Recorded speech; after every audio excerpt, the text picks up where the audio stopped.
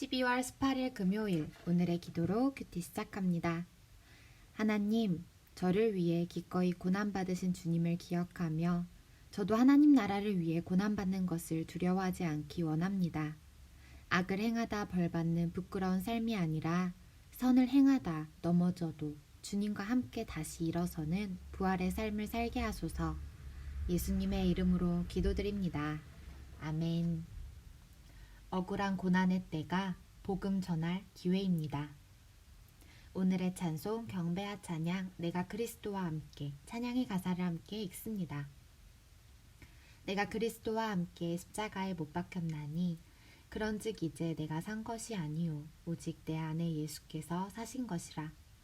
이제 내가 육체 가운데 사는 것은 나를 사랑하사 자기 몸 버리신 예수 위에 산 것이라. 아멘. 베드로전서 3장 13절에서 22절 말씀. 또 너희가 열심으로 선을 행하면 누가 너희를 해하리요.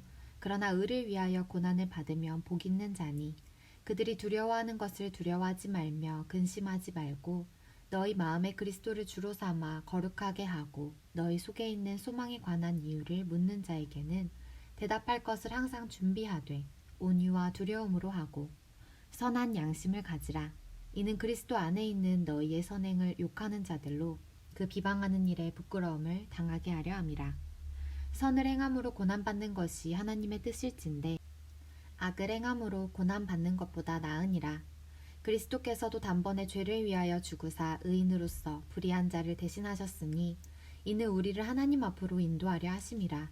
육체로는 죽임을 당하시고 영으로는 살리심을 받으셨으니 그가 또한 영으로 가서 옥에 있는 영들에게 선포하시니라. 그들은 전에 노아의 날 방주를 준비할 동안 하나님이 오래 참고 기다리실 때에 복종하지 아니하던 자들이라. 방주에서 물로 말미암아 구원을 얻은 자가 몇 명뿐이니 겨우 8명이라. 물은 예수 그리스도께서 부활하심으로 말미암아 이제 너희를 구원하는 표니 곧 세례라. 이는 육체의 더러운 것을 제하여 버림이 아니요 하나님을 향한 선한 양심의 강군이라. 그는 하늘에 오르사 하나님 우편에 계시니 천사들과 권세들과 능력들이 그에게 복종하느니라. 아멘. 오늘의 말씀 요약. 의를 위해 고난받는 자가 복이 있습니다.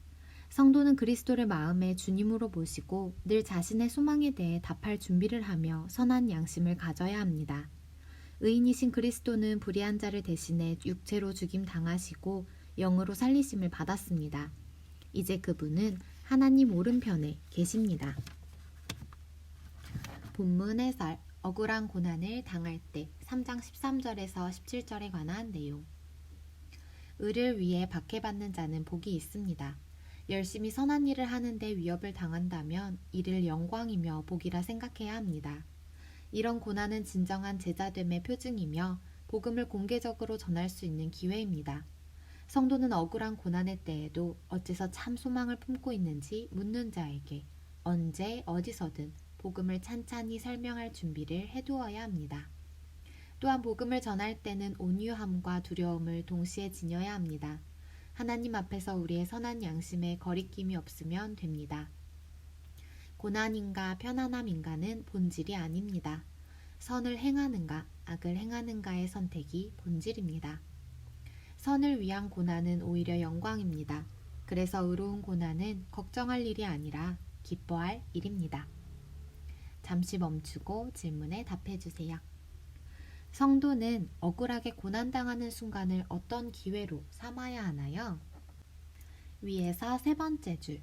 이런 고난은 진정한 제자됨의 표징이며 복음을 공개적으로 전할 수 있는 기회입니다. 언제든 내 안에 있는 소망의 이유를 전할 준비가 되어 있나요? 우리 각자의 마음에 주시는 감동과 깨달음을 따라 이 질문에 믿음으로 응답하시길 축복합니다. 고난을 이기시고 승리하신 예수님 3장 18절에서 22절에 관한 내용. 예수님의 죽음과 부활과 승천은 의로운 고난이 영광의 승리가 됨을 보여줍니다. 이 부분은 난해 구절로 해석이 다양하지만 전하는 내용은 분명합니다. 예수님이 억울한 고난을 당해 죽으셨지만 그것은 오히려 우리를 하나님께로 인도하는 구원 사역이었습니다. 육신은 죽임을 당하셨지만 영적으로는 부활 승리를 거두어 심판을 위해 예비된 곳에 갇힌 악령들에게 승리를 선언하셨습니다. 노아의 8식구가 물에서 나와 구원을 받았듯이 우리는 악한 영들과 대조적으로 부활 승리를 통해 구원을 받습니다. 노아 때의 물은 세례의 예표입니다. 예수님은 모든 역사를 이루시고 하나님 오른편에서 우주를 통치하십니다. 잠시 멈추고 질문에 답해주세요. 베드로는 예수님의 의로운 고난, 영광의 승리를 어떻게 묘사하나요? 위에서 4번째 줄. 육신은 죽임을 당하셨지만 영적으로는 부활 승리를 거두어 심판을 위해 예비된 곳에 갇힌 악령들에게 승리를 선언하셨습니다. 의로운 고난이 영광의 승리가 됨을 믿기에 내가 감당할 고난은 무엇이 있을까요? 우리 삶을 돌아보며 우리 각자에게 주시는 깨달음을 따라 이 질문에 답해 주세요. 묵상 에세이 열쇠구멍 생활 거룩 강정훈. 모든 그리스도인에게는 선교 미션이 있다. 선교에는 언어 전도와 인격 전도가 있다. 언어 전도는 입으로 전하는 것이요 인격 전도는 비언어적 행위다. 비언어적 전도는 곧 관계 전도다. 좋은 관계를 맺을 때 그들도 점차 믿음 안으로 들어온다. 누군가 아무개 대학 출신은 모두 별로라고 욕한다고 하자. 이유를 물으니 아무개 대학교 출신의 집에서 새를 살았는데 그 주인이 인색하고 사납게 굴어서 그 이후로 아무개 대학교 출신을 모두 싫어하게 되었다고 한다. 아무개 대학교와 주인은 하등 상관이 없는데 또 둘을 구분하지 못한다. 한국 교회가 다 나빠서 욕을 먹고 교회가 다 좋아서 칭찬을 듣는 게 아니다. 교회에 다닌다면서 성격이 까다롭고 남을 넘어지게 하면 세상 사람들 눈에는 교회와 신자들이 다 나쁘다. 그리스도인은 사람들에게 교회와 연결되는 유일한 통로이자 교회를 들여다볼 수 있는 열쇠 구멍이다. 내가 선해야 교회도 좋고 하나님도 좋다. 내가 독하게 굴고 해를 끼치면 교회도 하나님도 다 나쁘다. 그래서 내가 성화되어야 할 필요가 있는 것이다. 아우구스티누스는 나를 알고 있는 이웃에게 내가 어떤 사람으로 기억되고 싶은가를 스스로 물어보는 것이 성화의 출발이라고 했다. 우리가 고백한 대로 살고 행동으로 그 믿음이 진짜임을 보일 때 세상은 하나님이 우리와 함께 하심을 알아보게 된다. 한 절 묵상, 베드로전서 3장 13절에 관한 묵상. 선은 아낌없이 나누고 베푸는 삶과 연결됩니다. 예수님은 죄인인 우리를 위해 모든 것을 내주심으로 선을 이루셨습니다. 포도나무 가지에 포도가 열리듯 그분의 가지인 성도는 나눔의 열매를 맺습니다. 선을 기대할 수 없는 세상에서 부지런히 선을 행하면 우리를 해할 사람이 없습니다. 이는 고난과 핍박이 사라져서가 아니라 선을 행할 때 예수님처럼 핍박하는 자를 축복할 수 있기 때문입니다.